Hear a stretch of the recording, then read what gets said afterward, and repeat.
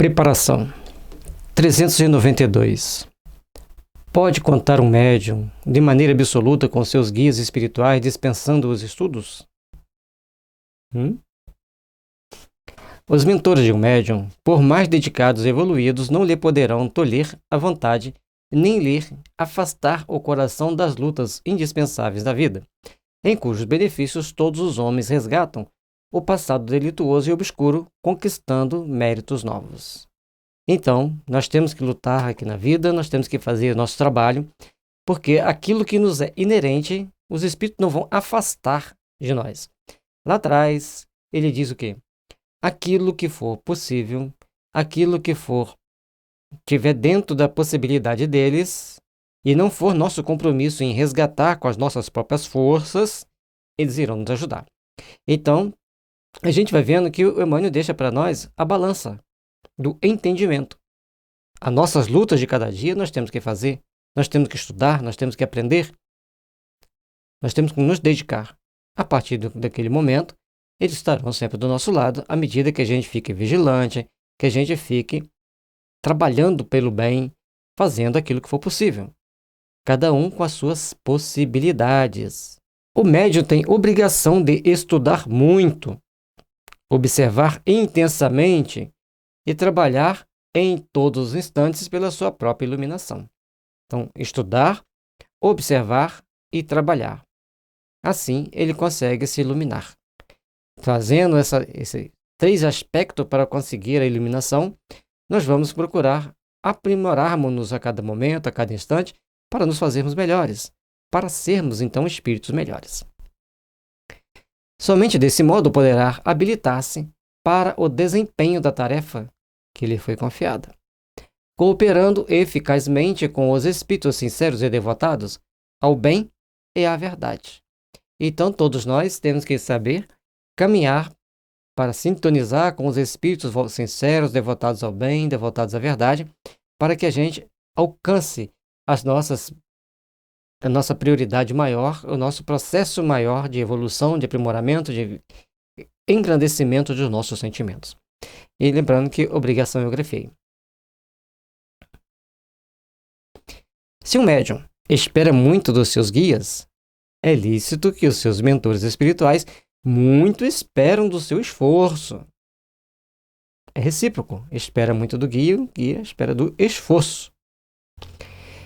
E como todo progresso humano, para ser continuado, não pode prescindir de suas bases já indicadas no espaço? Olha que interessante. Vamos ver de novo. Então, todo progresso humano, para ter continuidade, para ser bom e para ter um efeito positivo, ele tem que ter uma base edificada no espaço. Sempre que possível, criando o hábito de conviver com os espíritos luminosos e benéficos dos instrutores da humanidade, sob a égide de Jesus, sempre vivo no mundo, através dos seus livros e da sua exemplificação. Então, estudar, buscar entender se nós temos essa base no plano espiritual, procurarmos fazer o possível para nos edificar no bem, procurar sintonizar com os bons espíritos e prestar atenção se nós estamos caminhando sob a égide do Cristo, onde o bem, a responsabilidade e o trabalho útil sejam constantes, sejam aqueles que devem nos aprimorar e nos empreender para um caminho mais redentor. Somente assim, nós vamos continuar edificando, nós vamos continuar trabalhando para fazermos o que for possível, dentro do nosso aprimoramento, do nosso aperfeiçoamento. Senão, para onde nós vamos chegar? Onde nós vamos construir? O que nós estaremos buscando? E ele lembra que, através dos livros e da exemplificação de Jesus, que a gente vai buscar no Evangelho. Então, temos que saber estudar, temos que saber buscar as respostas, porque a responsabilidade é grande, os riscos também são grandes e a recompensa ainda é maior se soubermos aproveitar. O costume de tudo aguardar de um guia pode transformar-se em vício detestável, infirmando as possibilidades mais preciosas da alma. Chegando-se a esse desvirtuamento, atinge-se o declive das mistificações e das extravagâncias doutrinárias, tornando-se o médium preguiçoso e leviano responsável pelo desvio de suas tarefas sagradas. Então, todos nós, ao longo dessa nossa caminhada, ao longo desse empreendimento, nós estamos buscando conseguir realizar o melhor, buscando conseguir fazer o que for possível uns pelos outros para nos aprimorar, para conquistarmos a luz e para empreendermos caminhos que nos conduzem à paz, à harmonia e à fraternidade junto a Jesus. Por isso, o médium tem que abandonar os vícios, todos, principalmente o de querer que tudo os espíritos tragam para eles, tudo eles tragam para eles mastigadinho. Então, estudar a doutrina é uma forma de nós nos aprimorarmos, de nós nos aperfeiçoarmos. E se os espíritos começam a ajudar muito o médium, ele fica preguiçoso, leviano, e acaba sendo o próprio responsável pela tarefa ser degradada, ser desviada e não cumprir a missão que deveria cumprir. E outro detalhe também aqui, não é só o médium estudar. O médium também tem que saber ouvir o que seus amigos, seus companheiros de tarefa falam para ele. Não no sentido de elogiar, nossa, que maravilha, o seu guia traz todas as informações para você, esse protetor é muito bom. E esses são tão levianos quanto o médium que não estuda.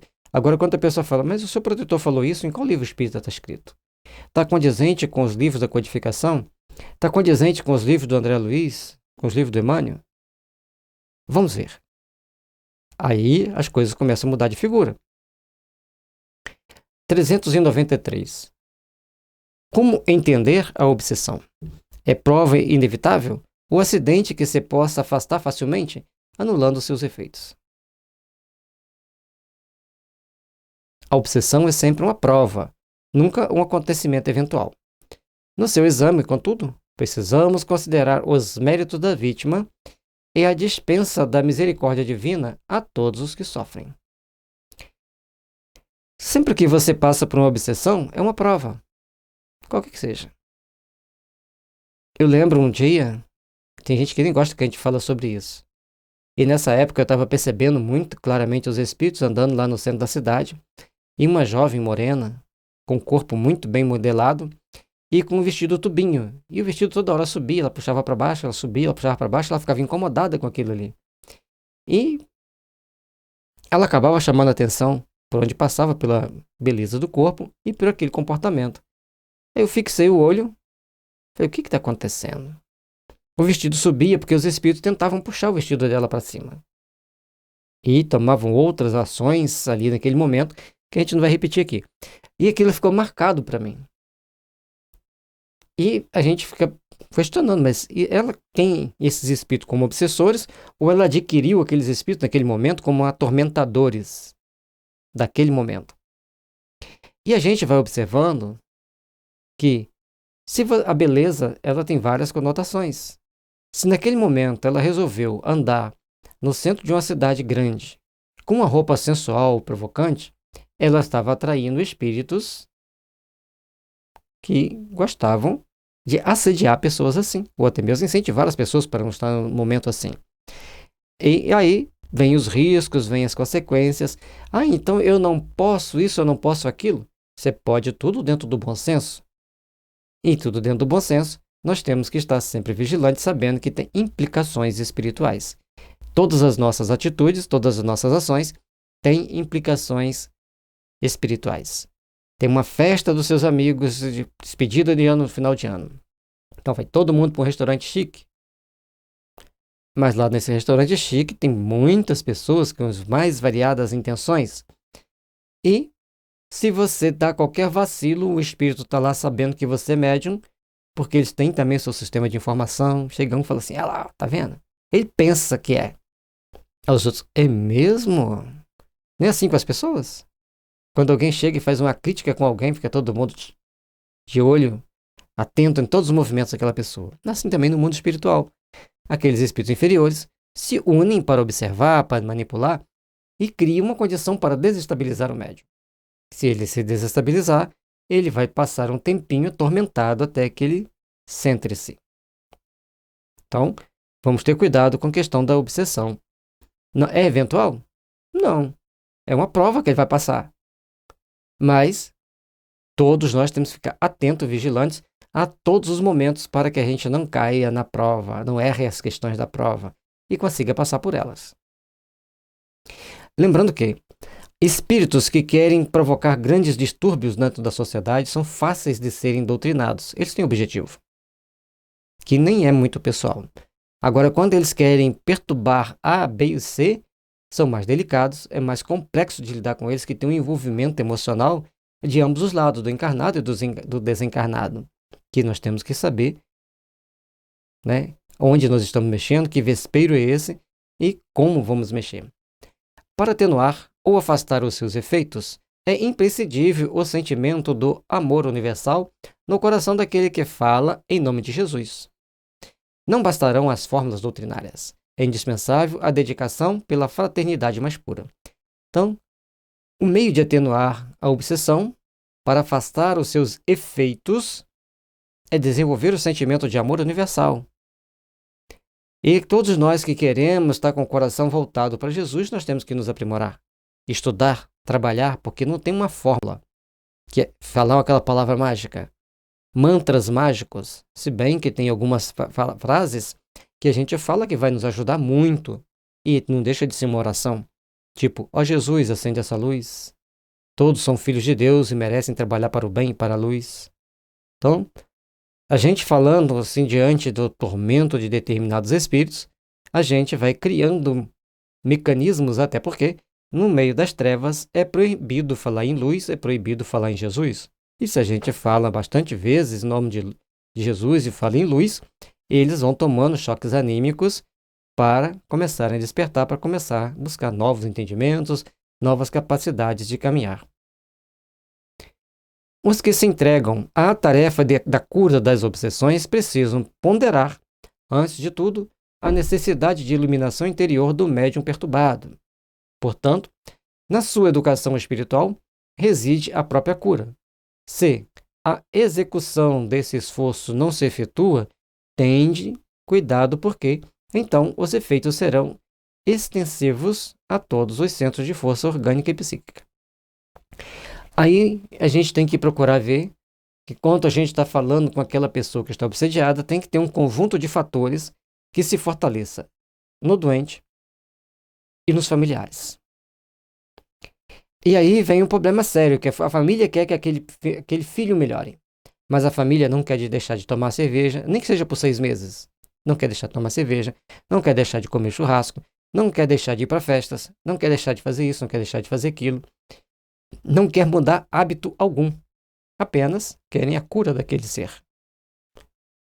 Então, são um conjunto de fatores e situações que todos nós vivenciamos, que todos nós precisamos compreender para a nossa longa jornada, na nossa caminhada evolutiva, no nosso empreendimento íntimo.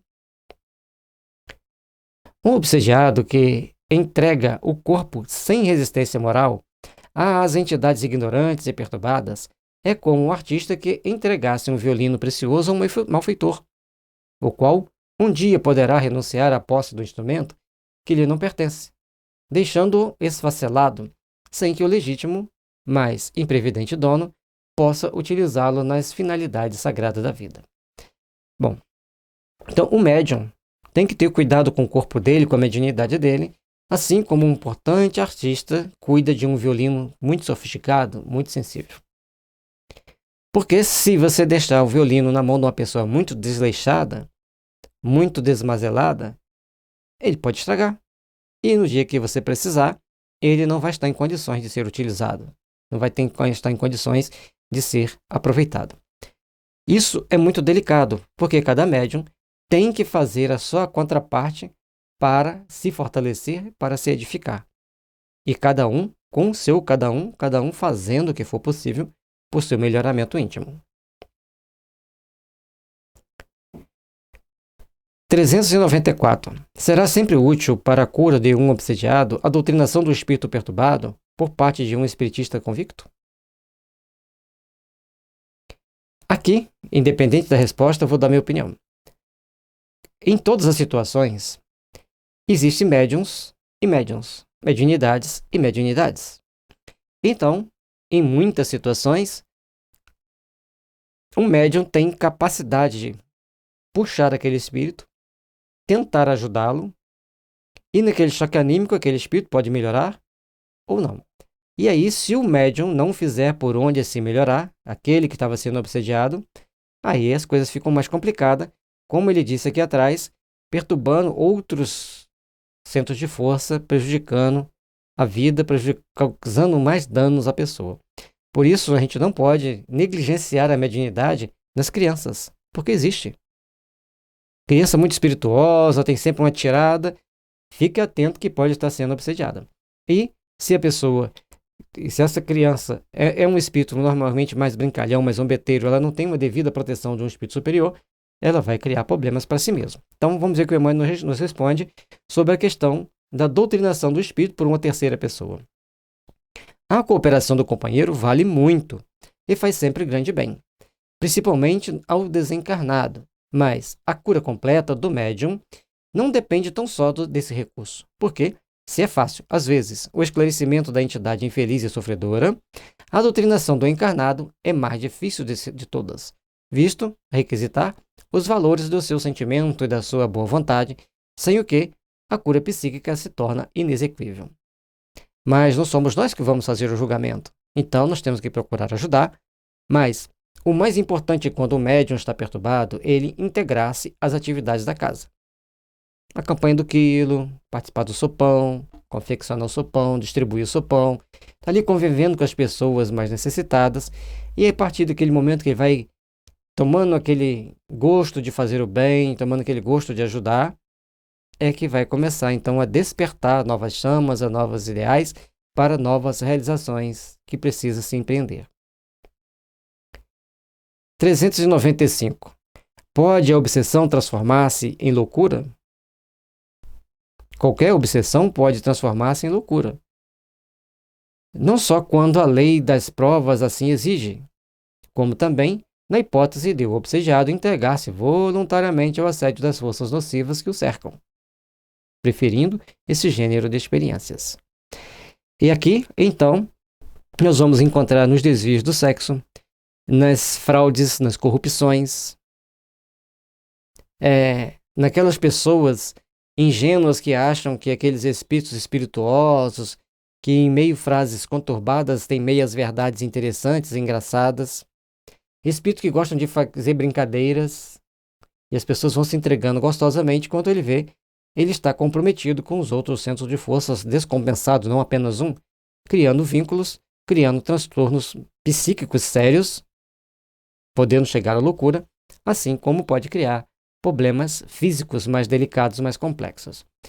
Tudo está mais ou menos dentro da lei do karma, mas conforme Emmanuel diz, tudo vai ser prova. E nem tudo vai ter que acontecer. Depende de como a gente se comporta. E aí entra o fator dirigente da casa espírita, o grupo mediúnico que vai dar assistência para essa pessoa, porque muitas das vezes eles serão responsáveis. E como eles se negam a ajudar os outros espíritos das outras famílias, daqueles outros que chegam lá necessitando e precisando de ajuda, os espíritos que estão sempre de olho no médium para ver o que ele vai fazer, chega um dado momento, como ele não tem os créditos suficientes para se proteger, lá vem pau, lá vem paulada, lá vem resgate kármico doloroso. 396. Tratando-se da necessidade de preparação para a tarefa mediúnica, é justo acreditarmos na movimentação de fluidos maléficos em prejuízo do próximo? E aí nós temos que ter todo o cuidado. Nós estamos na Terra, um planeta de prova e expiação. Emmanuel diz o seguinte: é o caso de vos perguntarmos, e não havereis movimentações de energias maléficas no decurso da vida contra a vossa própria felicidade? Então, veja bem, a gente mesmo às vezes movimenta algumas energias não muito boas para nós. E logicamente que outras pessoas movimentam essas energias maléficas para nós. Nós estamos na Terra. E aqui ele coloca outro detalhe. A gente às vezes movimenta energias maléficas buscando a nossa própria felicidade. né? Não entendi bem quando a gente faz isso, mas, de repente, você quer comprar alguma coisa e fala assim, mas fulano tem que me vender isso. E barato. Você não quer pagar um preço justo, você quer pagar barato. É uma forma de você jogar uma energia, uma imantação para aquela pessoa, que é uma energia negativa, desproporcional, e vai criando todo um conjunto de situações nocivas e negativas que são prejudiciais para todos. Num orbe como a Terra, onde a percentagem de forças inferiores supera quase que esmagadoramente os valores legítimos do bem, a movimentação de fluidos maléficos é mais que natural. No entanto, urge ensinar aos que operam nesse campo de maldade que os seus esforços efetuam de maneira a se manterem felizes. Veja bem, nós estamos na Terra. A grande maioria esmagadora das pessoas que estão aqui manipulam energias inferiores das mais variadas. Portanto, nós estamos nesse campo de energia que vai nos atingir. Mas quem emite esse campo de energia está criando um campo de maldade para ele próprio. E aí vem os karmas desnecessários que a pessoa adquire, e vem um conjunto de ações e situações que vão sendo mobilizadas contra A, contra B, contra C, e vai redundando em todos os problemas que a gente vê, que a gente depara. As energias pesadas sobre nós, sobre os outros, certo? Então, nós temos que prestar atenção. E na homeopatia tem um remédio que ajuda muito a eliminar essas energias pesadas, que é o epasulfo. Então, sementeiro infeliz, cujos espinhos mais tarde se voltarão contra ele próprios, em amargurados choques de retorno, fazendo-se mister, e, igualmente, educar as vítimas de hoje na verdadeira fé em Jesus, de modo a compreenderem o problema dos méritos na tarefa do mundo. Essa questão dos méritos, então, se a gente está passando por alguma situação dessas energias negativas estão nos atingindo, nós temos que começar a ficar mais atento em como nós estamos lidando com essas energias, em como nós estamos interagindo com essas energias. Porque essas energias nocivas e prejudiciais, elas vêm fazendo um contraponto daquilo que já fizemos no passado, daquilo que fazemos hoje e daquilo que colheremos amanhã. Se procurarmos nos educar nas linhas do Evangelho e emitirmos os bons pensamentos, os bons sentimentos, nos depuraremos. Mas se deixarmos que aquelas ideias venham gostosamente até nós, nós nos complicaremos. Então vejamos. Quando Jesus disse, amai vossos inimigos, bendizei o que vos maldizem, fazei bem a quem vos odeia, e orai por quem vos persegue e vos maltrata, porque se assim sereis filhos de vosso Pai que está nos céus, Ele está nos ensinando, o Emmanuel já diz isso em um outro texto, que a matemática divina perfeita, você contribuir e enviar para o outro o oposto do que ele está enviando para você. Se alguém fala vai para o inferno, você fala vai para o céu. Se tem um pênalti contra o seu time, você torce pelo goleiro pegar? Não para chutar para fora. Se é a favor do seu time, você torce para quem for bater o pênalti fazer o gol. Você tem o dever e a obrigação de emitir bons pensamentos. Agora, o pênalti é contra o seu time. Você torce para o cara chutar para fora, alguém do seu time vai chutar para fora. Se tem um pênalti a favor do seu time e você quer que o goleiro se machuque para não pegar a bola, você está fazendo a maldição. Então nós temos que sempre procurar somar positivamente. A questão do futebol, porque é mais simples, né? É uma coisa muito simples que muita gente faz e esquece que ele está criando uma maldição contra ele próprio. Depois reclama. Então, a gente tem que prestar muita atenção em todos esses detalhes para que a gente não tenha que engolir um sapão um dia de uma forma muito desagradável por não termos nos portado bem em outras situações. A aflição do presente pode ser um bem a expressar-se em conquistas preciosas no futuro. E, se Deus permite a influência dessas energias inferiores em determinadas fases da existência terrestre, é que a medida tem sua finalidade profunda ao serviço divino da regeneração do indivíduo. Então, cada um de nós passamos por etapas de aperfeiçoamento, de aprimoramento, dentro desse processo divino de aprimoramento, de aperfeiçoamento, Então, as energias inferiores nos atingem para que a gente aprenda a se defender e aprenda a não emitir energias negativas. Então, vamos treinar pensar positivamente. Emitir bons pensamentos, bons sentimentos. Lembrando que existem os pensamentos ruins em nós e cada um vai construir para si um mundo melhor ou pior, de acordo com as necessidades que cada um tenha.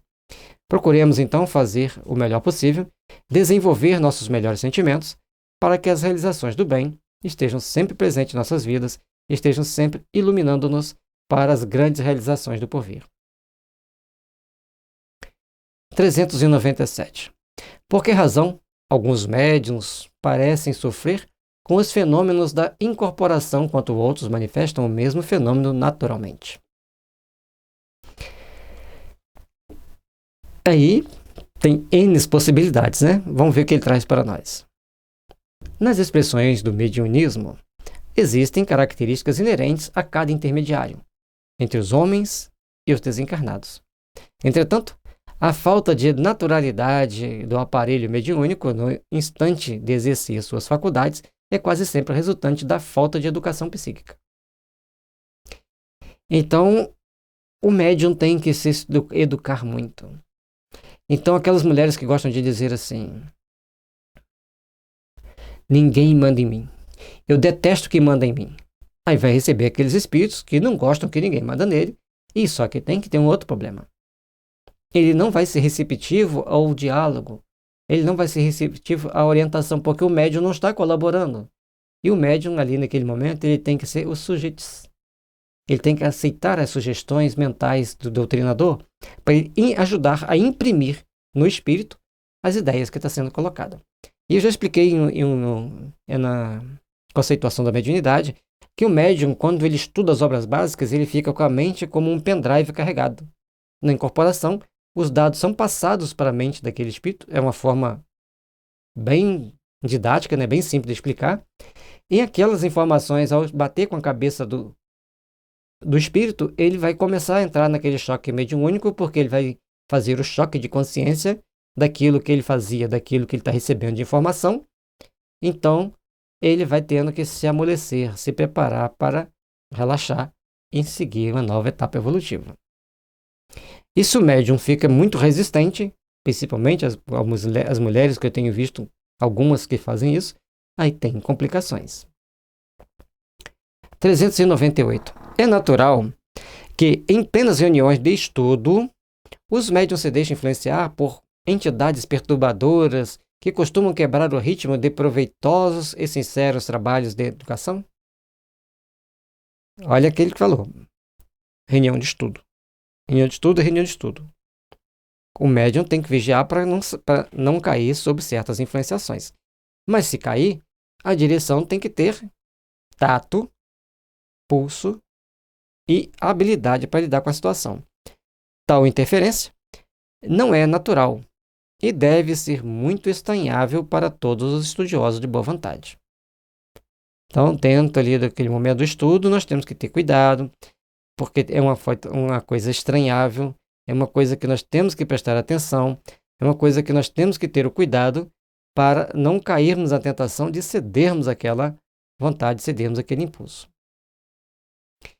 Se o médium que se entregou à atuação noviça é insciente de seus deveres à luz dos ensinamentos doutrinários, trata-se de um obsediado que requer o máximo de contribuição fraterna. Então, primeiro caso, é um médium que está treinando, ele não tem domínio sobre a situação, aí ele fez a piadinha, desviou o assunto, saiu do foco, ele tem que ser tratado com o máximo de contribuição fraterna para que ele se ajuste ao grupo. Mas se o acontecimento se verifica através de um companheiro portador do conhecimento exato de suas obrigações. Então ele já está ali estudando, ele já estudou, ele já pesquisou, ele já conhece.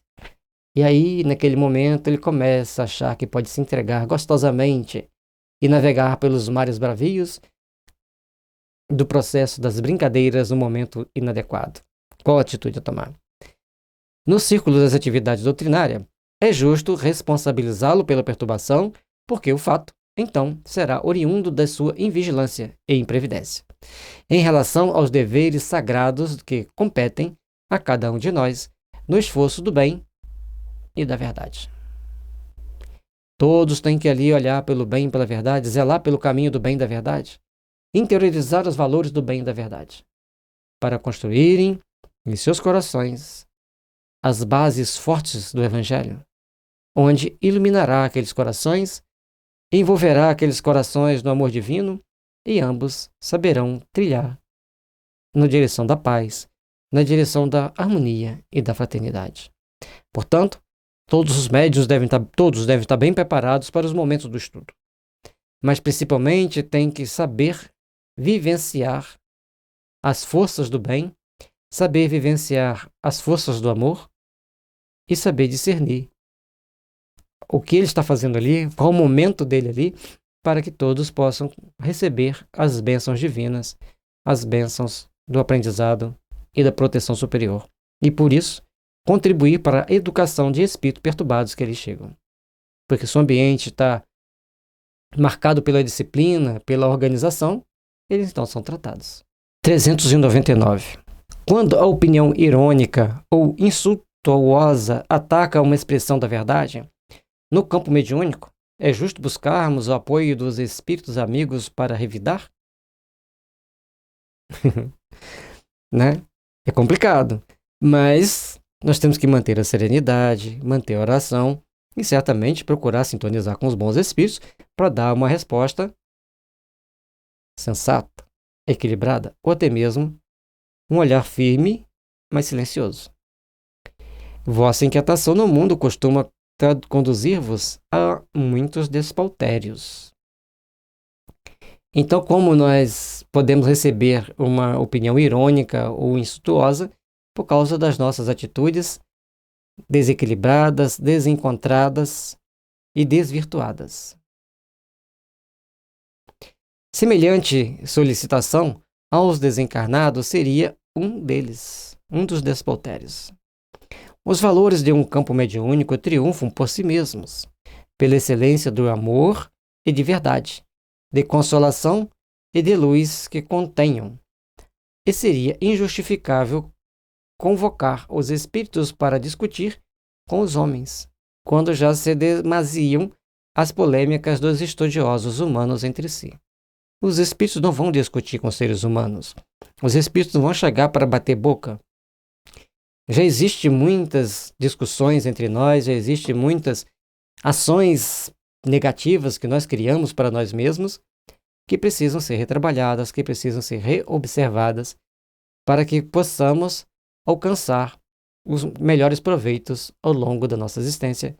E uma delas é termos vigilância o suficiente para não agirmos com ironia ou insultos na hora daquele estudo, na hora daquelas busca daquelas realizações. Além do mais, os que não aceitam a palavra sincera e fraternal dos mensageiros do plano superior terão igualmente de buscar o túmulo algum dia. E é inútil perder tempo com palavras quando temos tanto o que fazer no ambiente de nossas próprias edificações. Então, se a pessoa está dentro de uma reunião mediúnica com ironia ou com insultos, ele está no local errado, está na hora errada, está no momento errado. Isso pode acontecer em um dado momento? Pode, porque ele pode estar sob a ação de um espírito infeliz que deverá ter todas as atitudes e ações conduzidas pelos dirigentes, pelos médiuns de sustentação, para que aquela situação se converta em atividades edificantes. Então, cada um tem o seu dever a fazer, o seu cumprimento das suas obrigações a realizar, e está na mão de cada um de nós fazermos aquilo que precisa ser feito. 400. Poderá admitir-se que um médium se socorre de outro médium para obter o amparo dos seus amigos espirituais? Vejamos. É justo que um amigo se valha da estima fraternal de um companheiro de crença para assuntos de confiança íntima e recíproca. Mas, na função mediúnica, o portador dessa ou daquela faculdade deve buscar, em seu próprio valor, o elemento de ligação com os seus mentores do plano invisível. Aí, dá uma paradinha aqui, né? O médium trocar ideia com o outro, conversar com o outro, coisas íntimas, coisas recíprocas, de confiança um com o outro, é importante. Mas, quando quer-se ter alguma informação do mundo espiritual, nós temos que buscar em nós mesmos essas informações, esses valores. Sendo contraproducente, procurar amparo neste particular, fora das suas próprias possibilidades, porque, de outro modo, seria repousar numa fé alheia, quando a fé precisa partir do íntimo de cada um no mecanismo da vida. Então, nós temos que ter cuidados, nós temos que ter sempre buscar sintonizar com os nossos protetores, com os nossos mentores, para obtermos as informações do mundo espiritual que precisamos. Agora, essa troca de informação muitas das vezes é útil para que o médium não sinta que ele está recebendo mensagens estranhas demais. Então, nós vamos procurando dentro desse trabalho, desse aprimoramento, nos fortalecer e nos edificar. Além do mais, cada médium possui a sua esfera de ação no âmbito que lhe foi assinalado. Abandonar a própria confiança para valer-se de outrem seria sobrecarregar os ombros de um companheiro de luta, esquecendo a cruz redentora que cada espírito encarnado deverá carregar em busca da claridade divina. Então, querer que o outro faça para nós o que é nossa obrigação, não dá. E obter respostas daquilo que a gente não tem condições, o outro também não terá. Tudo tem que ter bom senso. Então nós temos que ter confiança nos nossos protetores, nos nossos mentores, ir agindo com bondade, com discernimento, com equilíbrio na nossa balança de trabalho, e dentro desse todo esse conjunto de fatores, então nós vamos estar fazendo bem, trabalhando pelo bem, edificando forças para caminharmos, para aprimorarmos. 401. A mistificação sofrida por um médium significa ausência de amparo dos mentores do plano espiritual? A mistificação experimentada por um médium traz sempre uma finalidade útil, que é a de afastá-lo do amor próprio, da preguiça no estudo, de suas necessidades próprias, da vaidade pessoal ou dos excessos de confiança em si mesmo. Então tem um conjunto de ações que as mistificações levam para o crescimento daquele médium. Então, a primeira etapa da resposta. Os fatos de mistificação não ocorrem à revelia de seus mentores mais elevados, que, somente assim, o conduzem à vigilância precisa e às realizações da humildade e da prudência no seu mundo subjetivo. Então, os protetores estão vendo, os protetores estão sabendo o que está ocorrendo, mas tudo tem um motivo, tudo tem uma razão de ser, tudo tem um compromisso frente à justiça divina, que cada um vai ter que lidar com aquela situação, lidar com aquele momento dele. E se essa mistificação, entre aspas, for induzida por um espírito mistificador, então é uma obsessão que a equipe tem que trabalhar, que a equipe tem que ajudar. Lembrando que médium também adoece. Médium também precisa do passe, precisa do tratamento, precisa de ajuda, precisa do amparo da equipe que ele está. Se o médium mistificou, trabalhem para ajudar. 402. Seria justo aceitar remuneração financeira no exercício da mediunidade? Quando o médium se resolva a transformar suas faculdades em fontes de renda material, será melhor esquecer suas possibilidades psíquicas e não se aventurar pelo terreno delicado dos estudos espirituais. Trabalhar mediunicamente de forma remunerada é melhor se afastar das atividades psíquicas, pelos riscos, pelos perigos, pelas tentações e pelas complicações. A remuneração financeira, no trato das questões profundas da alma, estabelece um comércio criminoso, do qual o médium deverá esperar no futuro os resgates mais dolorosos. Então, tentar receber para realizar as tarefas, tentar receber para fazer o que precisa fazer, significa que terá que passar por resgates, terá que passar por aprimoramentos, terá que passar por condições de refazimento íntimo, de se refazer, de se reestruturar. A mediunidade não é ofício no mundo. E os espíritos esclarecidos na verdade e no bem conhecem mais que os seus irmãos de carne a necessidade dos seus intermediários. Portanto, a mediunidade não é para a gente receber dinheiro, não é para a gente ter compensações financeiras, e os espíritos sabem muito bem das nossas necessidades, o que nós precisamos, e nos oferecem dentro do possível, dentro daquilo que se faz possível naquele momento. 403. É razoável que o médium cogite da solução de assuntos materiais junto dos seus mentores do plano invisível? Não se deve esquecer que o campo de atividades materiais é a escola sagrada dos espíritos incorporados no orbe terrestre. Então, quem está encarnado, as questões materiais são inerentes a todos nós. Mas, se não é possível aos amigos espirituais quebrarem a lei da liberdade própria de seus irmãos, não é lícito que o médium cogite da solução de problemas materiais junto dos espíritos amigos. O mundo é o caminho no qual a alma deve provar a experiência, testemunhar a fé, desenvolver as tendências superiores, conhecer o bem, aprender o melhor, enriquecer os dotes individuais. Portanto, os espíritos nesse momento vão deixar que a gente busque nos aprimorar, busque nos aperfeiçoar. Lembrando que lá atrás ele dá uma resposta ligeiramente diferente, mas a conotação da pergunta era bem diferente.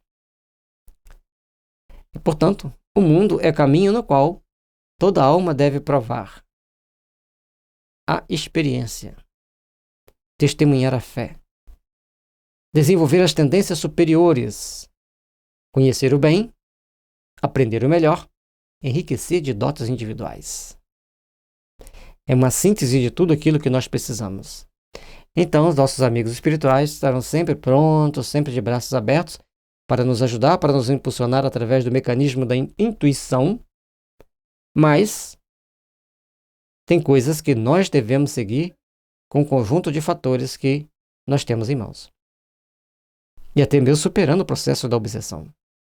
O médium que se arrisca a desviar suas faculdades psíquicas para o terreno da materialidade do mundo está em marcha para as manifestações grosseiras dos planos inferiores, onde poderá contrair os débitos mais penosos. E aí, se o médium começa a querer parte financeira, ele começa a cair por um processo das manifestações mais grosseiras, nas manifestações inferiores, sofrendo as consequências em si mesmo. Então, todos nós temos que aprender a nos sublimar, a nos elevar psiquicamente, fazendo o bem pelo bem, trabalhando com o bem e desenvolvendo as forças do bem ao longo da nossa caminhada. 404. Deve o médium sacrificar o cumprimento de suas obrigações no trabalho cotidiano e no ambiente sagrado da família em favor da propaganda doutrinária? Qual o tempo que nós devemos dedicar à doutrina? O médium somente deve dar ao serviço da doutrina a cota de tempo de que possa dispor. Entre os labores sagrados do pão de cada dia e o cumprimento dos seus elevados deveres familiares.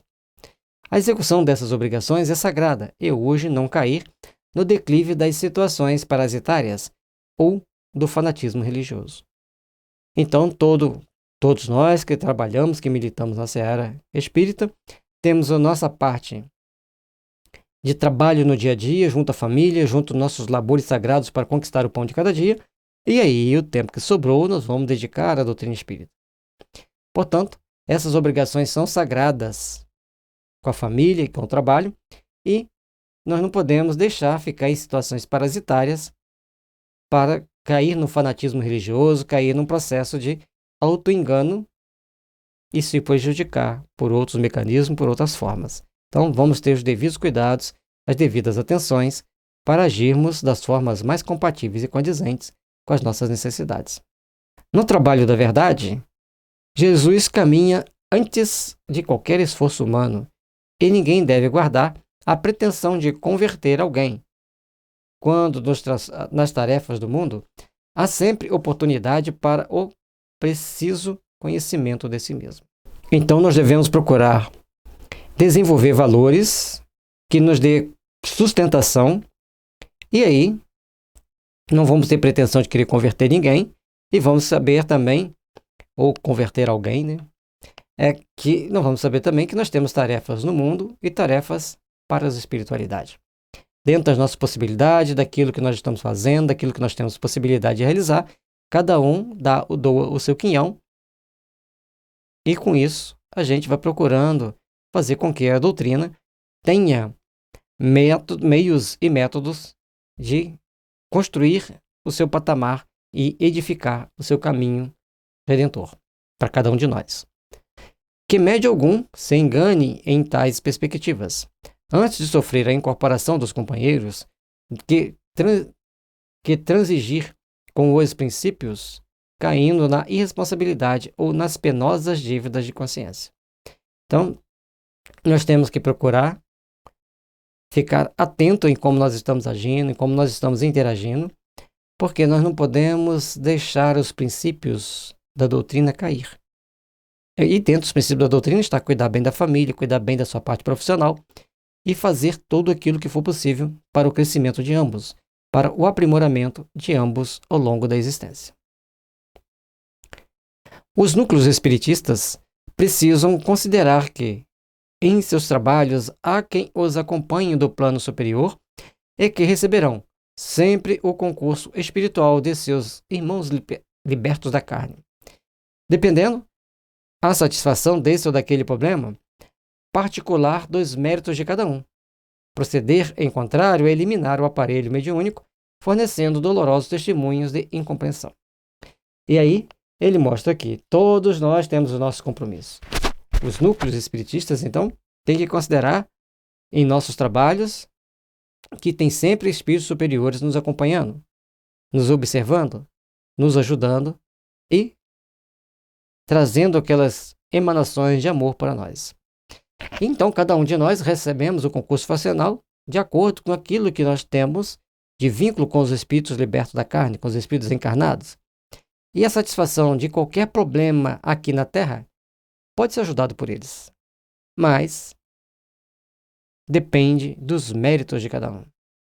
Depende daquilo que nós fazemos jus naquele momento. Aquilo que nós podemos passar e aquilo que nós não podemos passar. A pessoa está prestes a ser vítima de um golpe. A pessoa pede uma entrada muito alta na hora de comprar, por exemplo, um terreno, uma casa, um apartamento, e é para dar o golpe. E os espíritos intuem a ele a não fazer aquilo no último momento. E aí, vai fazer o que ele precisa, vai caminhar do jeito que precisa e vai edificar aquilo que é necessário na sua edificação. Então, cada um de nós vamos agir e vamos trabalhar dentro do que é possível, dentro do que é necessário na construção de nosso mundo íntimo. Portanto, o aparelho mediúnico tem que estar sempre pronto a fazer a sua parte bem feita para que ele tenha os frutos, os louros da sua tarefa. 406. Quando um investigador busque valer-se dos serviços de um médium, é justo que submeta o aparelho medianímico a toda a sorte de experiência, a fim de certificar-se dos seus pontos de vista? Então, alguém quer conhecer a mediunidade, um psicólogo, um psiquiatra, e quer submeter o médium a vários testes. Ele deve se entregar naturalmente? Depende do caráter dessas mesmas experiências e, quais que elas sejam, o médium necessita de muito cuidado porquanto, no caminho das aquisições espirituais, cada investigador encontra o material que procura. E quem se aproxima de uma fonte espiritual, tisnando-a com uma má fé e a insinceridade, não pode, por certo, saciar a sede com água pura. E aí, a pessoa quer investigar, quer descobrir, quer saber respostas, mas como que ele vai descobrir tudo isso se ele não fizer a parte que lhe compete? E aí, todo investigador vai estar sempre encontrando o material necessário para ele fazer as suas montagens, as suas anotações.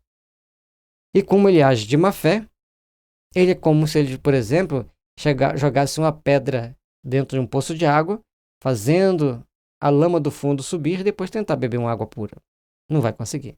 Então, cada um tem a sua parcela de responsabilidade, cada um tem sua parcela de compromisso. 407. Para que alguém se certifique da verdade do Espiritismo, bastará recorrer a um bom médium? Os estudiosos do Espiritismo, ainda sem convicção valorosa e séria no terreno da fé, precisam reconhecer que, em trabalhos dessa ordem, não basta o recurso de um bom médium. Faz-se mister que o investigador, a par de uma curiosidade sadia, possua valores morais imprescindíveis, como a sinceridade e o amor do bem, servindo de a uma existência reta e fértil de ações puras. Então, se alguém quer certificar a verdade do Espiritismo, ele tem que procurar desenvolver um conjunto de valores, procurar estudar a doutrina espírita e vir conversando gradualmente para procurar fazer alguma atividade no bem, procurar fazer as atividades que possa fazer com que ele cresça, que ele engrandeça-se espiritualmente, para conseguir as respostas. Chegar simplesmente de curiosidade, simplesmente querendo obter respostas do médium, sem nenhuma base de conhecimento, assessorado às vezes por espíritos maus, levianos e covardes, não vai levar ninguém a lugar algum. 408. Seria proveitosa a criação de associações de auxílio material aos médiuns? No Espiritismo, é sempre de bom aviso evitar-se a consecução de iniciativas tendentes a estabelecer uma nova classe sacerdotal no mundo. Então, não dá para criar uma nova classe sacerdotal, não adianta criar uma instituição para ajudar os médiuns. Agora, se os médiuns são necessitados, por exemplo, de uma cesta básica, por que a casa espírita não pode oferecer? Agora, o problema é as pessoas começarem a criar, preciso de um computador novo, preciso de um celular novo de última geração, e vai começando a dar asas à imaginação e achando que os outros têm que suprir essas necessidades. Então, primeiro, o médium não está imune a passar por uma necessidade material. 2. Cada um de nós temos o nosso dever a cumprir, tem as nossas ferramentas de trabalho e devemos fazer. Então, tem que ter muita frieza e muito bom senso para analisar a situação. Mas ter uma associação para ajudar monetariamente aos médiuns, isso não deve existir. Os médiuns nesse ou naquele setor da sociedade humana devem o mesmo tributo ao trabalho, à luta e ao sofrimento, indispensáveis à conquista do agasalho e do pão material. Ao demais, temos de considerar, acima de toda a proteção precária do mundo, o amparo de Jesus aos seus trabalhadores de boa vontade. Toda expressão de sacrifício sincero está eivada de luz divina. Todo trabalho sincero é elevado e toda dor é luz, quando suportada com serenidade e confiança no Mestre dos Mestres, que é Jesus. Então, meus irmãos, o médium tem que trabalhar para ter o agasalho, tem que trabalhar para ter o pão, tem que trabalhar para buscar aquilo que necessita. No mundo, nós temos muitas situações precárias para nos proteger. Ou podemos até querer criar uma, mas será uma situação bem precária. Então, temos que buscar no amparo de Jesus, nos seus trabalhadores, para que a gente tenha força para lutar no dia a dia pelo nosso pão de cada dia e termos como trabalhar, né, buscando a força do bem, buscando edificar o verdadeiro bem em nós e nos elevar para a luz, apesar de todas as adversidades do caminho. Não é nada fácil. Na Terra, nada é fácil. Você pode até encontrar médiuns que trabalham de forma remunerada, trabalham por dinheiro, tem país que é assim. Mas no Brasil não é. E todos esses médiuns então correm-se os riscos. Passam pelas suas tentações, passam pelas suas perturbações e todos acabam correndo o risco de colher um fruto amargo das suas imprevidências. Então, vamos procurar dedicar-nos ao bem, fazer o bem possível durante nossos trabalhos e procurar construir um mundo de paz, de harmonia para todos nós. Na edificação do amor e da paz, cada um de nós oferecemos a nossa quota parte a nossa cota, a nossa parcela de contribuição. Sejamos dos bons trabalhadores que trabalham com Jesus, que trabalham com a luz.